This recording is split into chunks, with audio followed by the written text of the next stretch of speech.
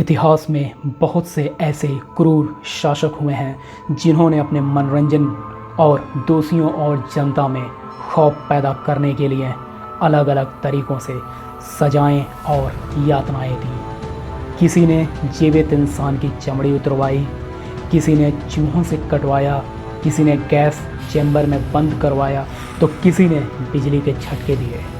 लेकिन आज मैं एक ऐसी सज़ा के बारे में बात करने वाला हूँ जिसे सुनकर आपके रोंगटे खड़े हो जाएंगे। जी हाँ, मैं बात करने वाला हूँ ब्रेजन बुल सज़ा के बारे में, जिसे दोषियों के साथ साथ देखने वालों के भी खौफ से पसीने छूट जाते थे।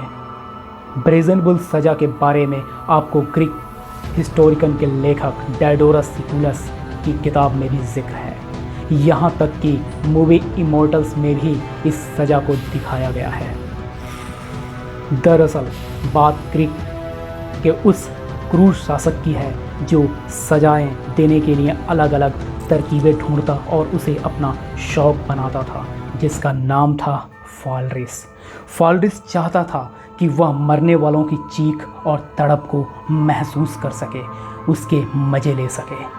इसीलिए उसने एक तरकीब बनाई और अपने इलाके के एक बेहतरीन तांबे के कारीगर को, जो बतौर मूर्तिकार था, बुलवाया, जिसका नाम था पेरिलोस, और आदेश दिया कि एक ऐसे औजार को बनाए जिसमें उसे दोषियों को सज़ा देने के दौरान मज़ा आए।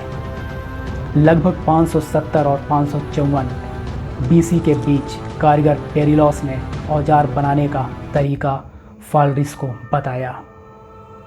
उसने तांबे से एक बड़े आकार का सांड बनाया जो अंदर से पेट की तरफ खोखला और एक तरफ से दरवाजे नुमा खुलता था, जिसमें किसी जीवित इंसान को सांड के पेट में डालकर बंद कर देते थे और नीचे से आग लगा दी जाती थी।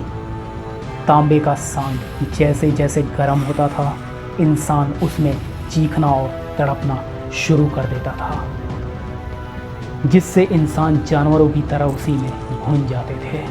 लेकिन खेल यहीं ख़त्म नहीं होता। जैसे जैसे भुने हुए इंसान उस सांड के अंदर चीखते चिल्लाते, तो सांड के मुंह से एक विशेष प्रकार की मधुर आवाज़ आती थी।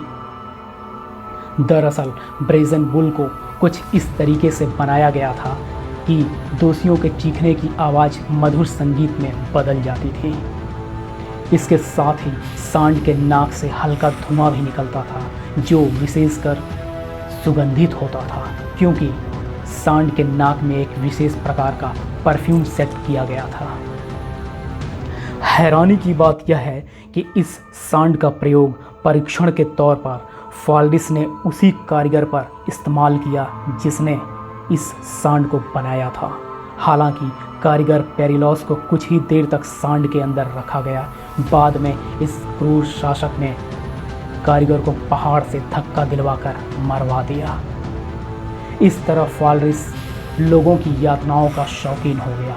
छोटे बड़े गुनाहों पर यही सज़ा देने लगा और लोग उसके खौफ में रहने लगे। लेकिन दिलचस्प बात यह है कि जब इस क्रूर शासक का शासन खत्म हुआ, तो इसको भी इसी बुल यानी सांड के अंदर जलाकर मार डाला गया।